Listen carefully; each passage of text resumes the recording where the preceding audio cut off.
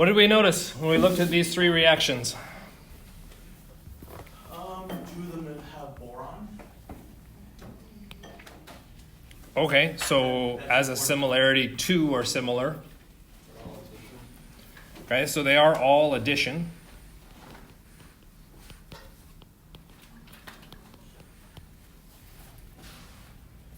Okay, so if we were going to look on a test, what we're going to see for our starting material, regardless of these reagents, is some kind of pi bond.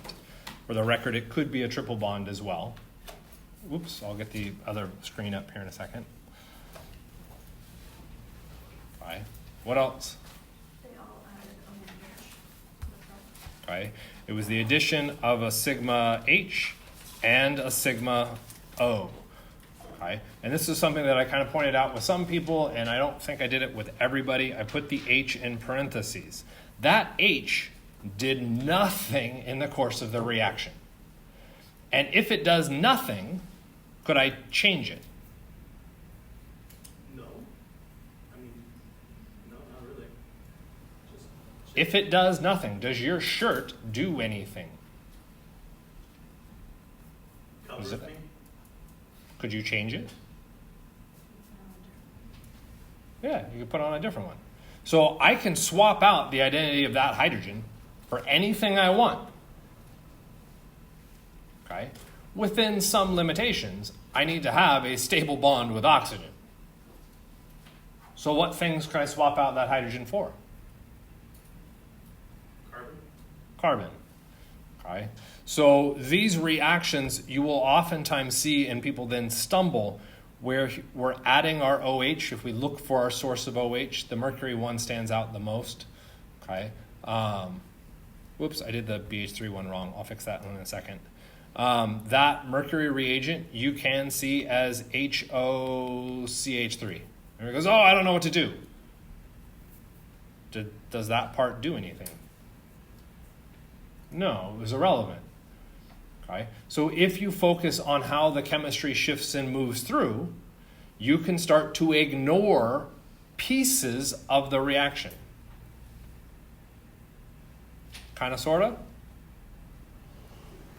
Okay. Did you see any other similarities? I actually don't know the answer to that question.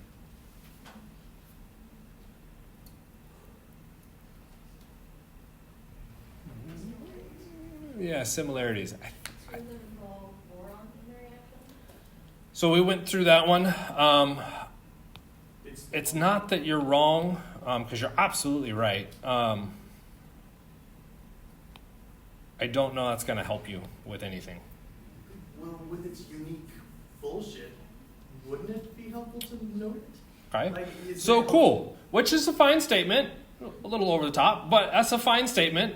Let's look at it. Because we're like, oh, boron. Boron's ridiculous and stupid and I hate its chemistry. How did the boron act in the BH3? I didn't actually look at people's mechanisms for that one. How did the boron act? As an electrophile. The boron accepted electrons.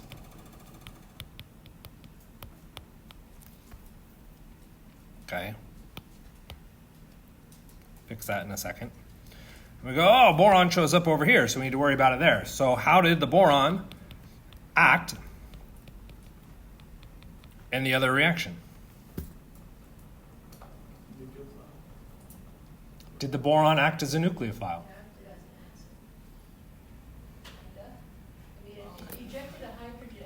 Did it eject, oh, excuse me. Did it eject a hydrogen? What charge is a hydrogen? Positive. Normally. Did it eject a hydrogen? No, it ejected a hydride. When I talk about the chemistry of BH4, did the boron act as an electrophile? No. Did the boron act as a nucleophile? No. How did BH4 react? The hydride acted like An H minus nucleophile. So, oh, it's boron, so it must be boron's fault. BH4, yeah, you're right. Why the H minus is acting as a nucleophile is due to boron's nasty chemistry. But if you're hyper-focusing on the boron, you've lost the point. The point isn't the boron. The point is H- nucleophile. But that only happens because it's connected to a boron, so it is important to look at the boron. It's up to you on how far you want to dig down a rabbit hole, is where I will push to that. Right? Because what you are trying to do is split hairs. That's your choice. I'll let you do that. You can do it on your own risk. For the rest of the class, the focus isn't that it is boron, it's that that reagent gives me H-. Right? Why is it H-? What's the difference in electronegativity between boron and hydrogen? Hydrogen is more electronegative. Hydrogen is more electronegative, which means the hydrogen is negative. Down here, what's the difference in electronegativity between boron and hydrogen? Hydrogen is still more electronegative. Hydrogen is still more electronegative, which means the reactivity is hydrogen. Right? We have to account for the empty hole that I can place electrons in the boron in the bottom case. But what we're doing is shifting our focus to the reactivity of the molecule, not the reactivity of an atom, and saying that atom reacts. Right? That's a really important distinction that you should be aware of. Okay? There was a white dude that blew up a whole bunch of people. Does that mean we need to be concerned about all white people? Or white dudes? No. Okay? I mean, maybe, but not for that reason. Okay? That's the problem with just hyper-focusing on that one thing. Does that make sense? Okay? Focus on the chemistry that's happening, and that chemistry is due to those bond connectivities. Start to piece into those. Okay?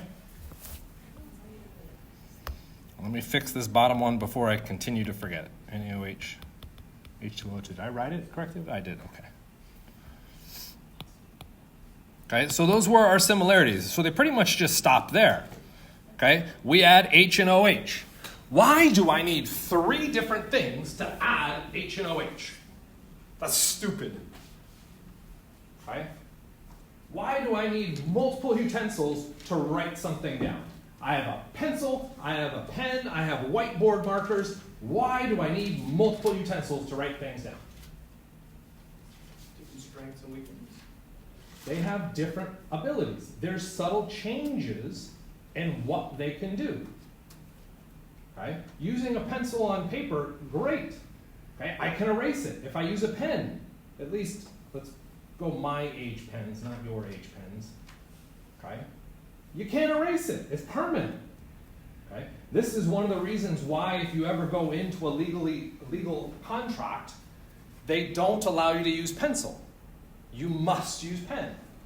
Like, but I can use an erasable pen now. They haven't figured that out yet. Okay? You think old people, like lawyers, are a whole another crowd. Okay? So you have to differentiate and recognize that there's subtle changes behind those systems. So what are those subtle changes? What is anti-Markovnikov? Okay? So, and that's a completely fair statement. Of course, I'll get angry about it. Okay? Because we're talking about anti-Markovnikov. Well, what is anti-Markovnikov? What is Markovnikov? It's where it attaches to the substitute. What attaches? Hydrogen. And where does it attach? What is Markovnikov? The hydrogen goes to the place where there are more hydrogens. That is Markovnikov. Okay? Why? I don't care. Okay? So instead of understanding anything about the chemistry, we instead hyper-focus on where the hydrogen goes. Okay? And if we go through and look, we could say our hydrogen went to the least substituted position. Great, that was our H3O+. Hydrogen went to the least substituted position. That was our mercury reagent. The boron reagent, the hydrogen went to the most substituted position. Because there's more hydrogens there, it shouldn't go there. Well, are there other places that have more hydrogens? How about a CH3? Doesn't it have more hydrogens? Yeah. But it can't go there. Why can't it go there? Octet. What defines octet? The electrons. When were electrons discovered in comparison to Markovnikov? After. 100 flippin' years later. Okay? So one, buco credit to Markovnikov for making this observation, right? And he didn't understand anything about our fundamental understanding of chemistry. That's pretty amazing. But at the same time, why are we memorizing something that removes all understanding of chemistry?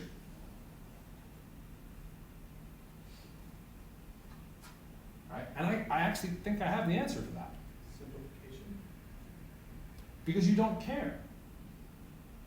And I'm not saying you in general, like everybody, they don't care. We don't care about chemistry. Okay? All we care about is The result. the result. Did I get the right letter grade? Okay? Did I memorize enough content to get through? So when people take OChem and they go, oh my God, I had to memorize so much. But then when you ask them, what did you do in anatomy and phys? They're like, oh, that wasn't that bad. If you haven't taken A and P, that's literally the competency of the course, is can you memorize things? I've talked to the instructors. That's their goal, is can you memorize? That's it. That's not OChem's goal. So if you want to spin and flip OChem into a memorization game, okay, I get it. And that's why there's tons of stuff online about these cheats. Whoa, we can memorize this fact because somebody, it's not wrong. Philosophically, it's problematic. Okay? What you have philosophically moved to is a system that just spits out answers, which is great. We love systems that spit out answers. Okay? The fun thing about systems that spit out answers, though, they took our jobs. And if your sole job is to memorize an answer, you just lost your job. Okay? Maybe not this second, but within 10 years, you're done. That's your whole point. Your job is gone. Okay? That's spooky, which is why we should shift away from hardcore memorization of facts and move towards how we can apply those facts. Where's the underlying understanding so that we can manipulate stuff further on? Because if we push back to this and we say, well, the chemistry dictates what happens. Where did the hydrogen go in H3O+? Okay, now you guys can answer that question that you guys kept wanting to say. Where did the hydrogen go? Huh? H3O+. You guys kept fighting me. Oh, I want to say the hydrogen went to the... Tertiary? Oh, no. Didn't go. Primary. Oh, no, I'm sorry. It went to the negative carbon. Well, the Okay. negative carbon only makes sense if you understand resonance. Markovnikov didn't. Where did the hydrogen go over here? Middle board.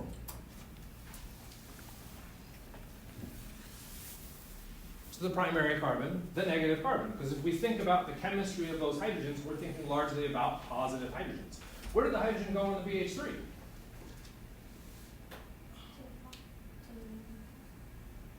It went actually to the positive carbon. It flips. And you go, oh, that's why the chemistry changed my positive hydrogens. Except what was the charge on the hydrogen in the BH3? Negative. Where did the hydrogen go? The negative hydrogen went to the positive carbon. Why? Because negatives and positives attract. There's no need to memorize Markovnikov, anti-Markovnikov. Do you want to? Okay. Will it be asked in the exam? Typically not, because at least enough people recognize the insane flaw behind that process. Okay. What they will do is they might actually, I can't even think of a phrasing of a question that would do it. Sometimes you'll see scientists' names referenced. Okay. What that does is provide the larger historical context, but then they provide the chemistry associated with it. Okay. So where this shows up is now pushing into the next kind of parts. We just addressed one. Okay. What is the difference between how these reactions ran? Well, mercury and H3O plus placed hydrogens where? On the negative carbon. Okay. Hydrogen went to our least substituted. How do you spell least? That's how you did it. Well, that letter's a little weird, but I thought that was just your hand. that's fair. Let's just say it's that. What happened in the BH3? You went to the most substitute. H to the most substituted. Again, why do I have pencils, pens, and markers? They have different roles. Why do I have 3 different reagents to add H and OH? They do different things. They do different things. Okay? The BH3 places the hydrogen at the most stable position. Okay? Most substituted. So we can now shift to those systems. And arguably, stable is a more appropriate term for our carbocation or our positive carbon in our alkene. Okay? And then that OH then goes to the other spot, right? So OH, other, OH, other. Did the OH go to the other for the first one? No, it was a rearrangement. Oh, son of a... So it's not even the least substitute, it's just, The hydrogen still runs to our least substituted. That's the first step of that reaction. The OH is what changes. Okay? And that first one, because we formed a carbocation, we have to watch out for rearrangements. Rearrangements and, technically, our other favorite R word, resonance. Okay? Which then meant the OH went to our most, there we go, stable carbocation. Did we have to worry about those for the mercury or the boron? Why not? They didn't form a carbocation. How do I know there were carbocations? Because I understand where electrons move. How do I understand where electrons move? I studied the chemistry behind it, not just memorizing the name of a reaction. Interesting. Okay. Last little tidbit that was thrown out there that most groups had trouble with because it was a nice vague question was what kind of addition it went through and did. And we got electrophile addition for all of these. It's just great. That's our similarity electrophile addition. Okay. But the last part is how the H and the OH were added. Were they added on the same side of the pi bond or opposite sides of the pi bond? Okay. When we go through and do our H3O plus one, what happens?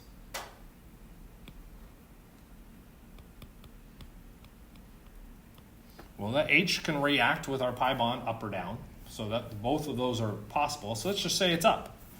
Okay. Where does the OH then react? It has to react with the carbocation. But where's the carbocation? In the same place. Where is a carbocation? What did you mouth?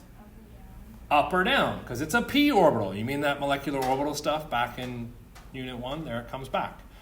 Okay, which means the OH could come in from the top or the bottom.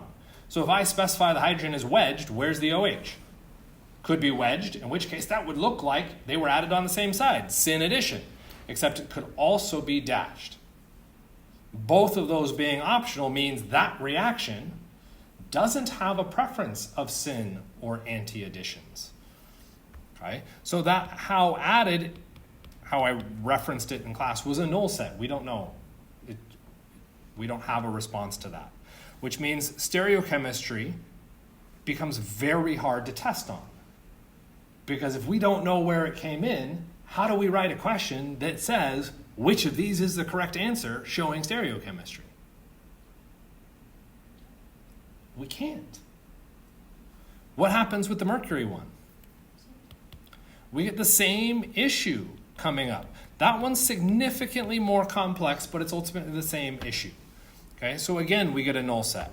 What happens with the last one? This is very specifically a syn addition. Okay, the H and the OH are added on the same side. Does it matter? If we look at the example that we ran with, okay, which is technically on the board and not in the recording, it doesn't matter. Why did it not matter? because it's not chiral, it has to play in symmetry. There were no chiral atoms. Since there's no chiral atoms, I can't specify that. Okay? But that is now hyper-focusing on that specific question, okay, or that specific structure. And if I now shift to a different structure, what happens? Now it could be important. Okay, so whose fault is that? Mine. I picked a crappy structure to begin with. Okay? Why did I pick the structures that I picked? To show how doing, like, how adding OH in different ways can lead to different results and how it changes. Why didn't I just draw the same alkene for all of them? Hard question. If I draw the same alkene, what are you going to do? Do the same thing. You're going to hyper-focus on that alkene, not on the chemistry. Right? So we've got to shift off. Okay? But even then, if we look at every single one of these reactions, okay, consider the negative and positive. Every single one of these has the potential for rearrangements. I had to draw structures that had the potential to do it. Right? So that you could see, in the case of H3O+, that a rearrangement happened. That you could see for BH3 in the mercury that no rearrangement happened. Right? So if I'm not careful with the thing being selected, I can't ask that question. And I wanted to be careful with the syn versus anti, and I screwed that up because I just forgot I needed to make it a ring. Oh well. Right? So we have to be really focused on what's happening at each of those nitpicky stages, because a subtle change to the structure can drastically change the output of what you're trying to answer. Which means, yes, you're responsible for all of those pieces, and that seems like a lot. Okay? That's the slow, methodical process of addressing the chemistry all the way through. With practice, what happens? You get better at it. You get faster at it, and you get faster to the point that you memorize it and have the ability to apply it in a whole bunch of different situations. If all you try and do is memorize right out of the gate, you've lost your application skill. Okay?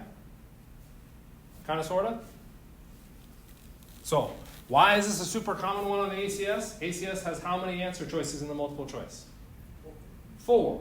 We've got 3 answer choices for an individual addition reaction. Very subtle changes to the output. Am I showing stereochemistry? Am I showing an anti-addition? Am I showing a syn addition? Am I showing a rearrangement? Changes which answer I would need to select for a particular reagent. Kind of make sense? Okay. I would fully anticipate at least 1, if not 2 or 3 on this. Okay? Because it really does push at a whole bunch of different levels all the way through.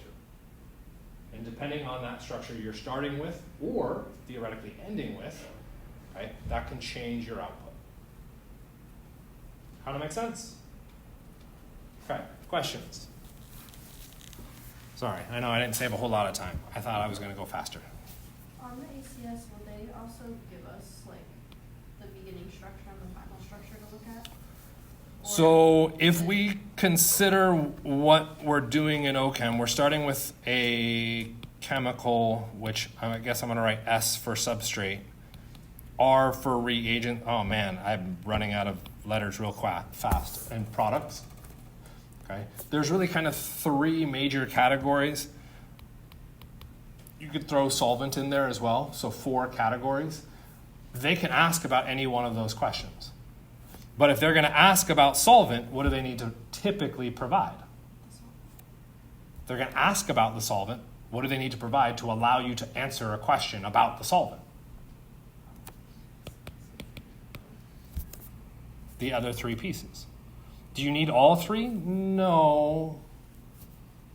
Okay, and that's where it gets a bit misleading. Okay, and Gen Chem, if they give you 3 numbers and they ask a question, what are you supposed to do? Use those 3 numbers: add, subtract, multiply, divide. And ultimately what you're tested on is, did you add, subtract, multiply, or divide correctly? Okay, did you just jam all the numbers together and came out with a number that worked? Yeah, cool, there it is. That must be the answer. Does that show any understanding? Okay, hopefully you all should be able to answer that question. No, it doesn't. But that does make it look like you've shown understanding because you got that answer right. OChem's a little bit more misleading there because it's very easy to generate a question with 4 answer choices that all look really good. Okay? So you have to be able to nitpick through each of those pieces. So could you be asked, what is the starting material? Yeah. But if you're going to be asked for the starting material, you should see the product and what chemicals you're using. Okay? You could be asked, what are the chemicals you need to use? So starting material and product, what chemicals do you need to put into that? Okay? Kind of makes sense? So that's nitpicking through that. Several questions have come up in the tutoring center. Zoom recording, I don't know why that. Oh, this software is dying hard. Okay, I don't have a mouse. Does this work? Nope, that doesn't work. What the hell? Fudge. Okay, there's a there's a slide at the end of the thing. Unit 1, SN1, SN2, E1, E2. That looks something similar-ish to this. That says nucleophile, base. It looks prettier in the slides. Substrate. Okay. Because you can be given the substrate and the reagent and told to predict the product. Well, what product do you get? If it's an SN1 mechanism, you would get 2 products. Because you form a carbocation, your nucleophile could react in 2 possible spots. If it's SN2, you get backside attack, which means you need opposite stereochemistry. So you need to be able to evaluate those pieces we just addressed. That's ultimately our nucleophile or base. I was using R for that. And then the substrate was using S. Okay? So nucleophile for SN1. Do you need a strong, what kind of nucleophile do you need for SN1? You don't need a strong, just a nucleophile. I just need one. So generally speaking, we say weak. Why do we not say, well, what if it's strong and everything else supports it? Because if it's strong, what ends up happening is it starts forcing the SN2 mechanism. You can't just say, reaction do SN1. It doesn't happen that way. The reagents do whatever they want. Okay? So if you see a strong nucleophile, that suggests SN2. Okay? If you see a strong base, that suggests E2. Okay? If you see a base at all, that leans towards elimination reactions. So you might go through and say Na. But what's the problem between nucleophiles and bases? They're really similar. They both donate electrons. So you have to be able to differentiate nucleophiles and bases. And sometimes they directly compete with each other. Oh well. And if they're directly competing, how do we figure out our answer? Well, don't look at that. Move to the substrate. What does the substrate show? For SN1, okay, we favor tertiary and secondary. Okay, is our general statement. But ultimately, what are we favoring? When I say SN1, you say, I want a stable carbocation. Okay, what do I want in E1?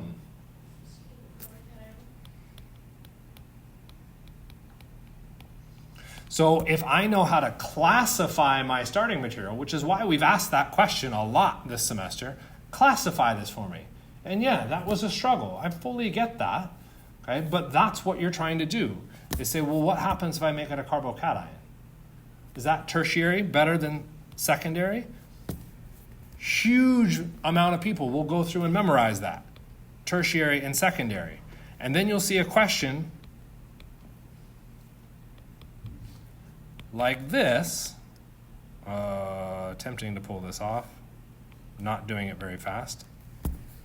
Sure, good enough. And says, which one's more stable? And what happens? 90% of the people circle that one because It's tertiary is more stable than secondary. What we're talking about when we say tertiary is more stable than secondary is the substitution pattern. We're using an evaluation system to compare that. Where is substitution pattern in our evaluation system? We have an evaluation system? Some people laughed, so I'm assuming you knew that yes, we do. What is our evaluation system? stability. Oh, you move on down the fucking list. Oh, yeah. Charge, size, electronegativity, resonance, induction, and then, oh God, I hope I never have to worry about it. Everybody memorizes the oh God, I never have to worry about it, but ignores the whole rest of the list. Okay? There's a reason it's in the oh God, I hope I never have to worry about it. Pay attention to all those other pieces. Kind of, sort of? Right? So what you should be able to go through is create something like this, or at least the SN1, SN2, E1, E2. That's technically old stuff. For the addition stuff, is there something as equally nice? Let me know if you find one. I would really like to see one. Okay? The best that I have found is what I have shown you, and that's not something I found. That was me staring at a whole bunch of addition reactions being like, why does it do this? What patterns can I group through? And so if you watch the videos, right, which by the way, I can see it in YouTube Analytics. It's not exactly pleasant. Okay? That's where we're referencing how many atoms, what's the property that we're talking about. Remember we talked about Br2, bromine? Right? We said, oh, it was an electrophile, but as an electrophile, it had lone pair electrons, which means it could donate. And it was connected to a bromine, which meant it was a good leaving group. All of those pieces together means that a three-membered ring makes sense. And if a three-membered ring makes sense, now when that ring breaks open, the nucleophile and the electrophile that were added across that pi bond should be anti to each other, because I have that three-membered ring. Right? So if I can look for those patterns, I can start to build things and categorize reagents. Okay? By categorizing the reagents, it simplifies the amount of memorization I have to go through and do. Okay? Does not make it easy. It just changes it. Kind of, sort of? Okay. With that, I did sort of answer your question, I think. Okay. You have this, keep working on it, but we need to be done.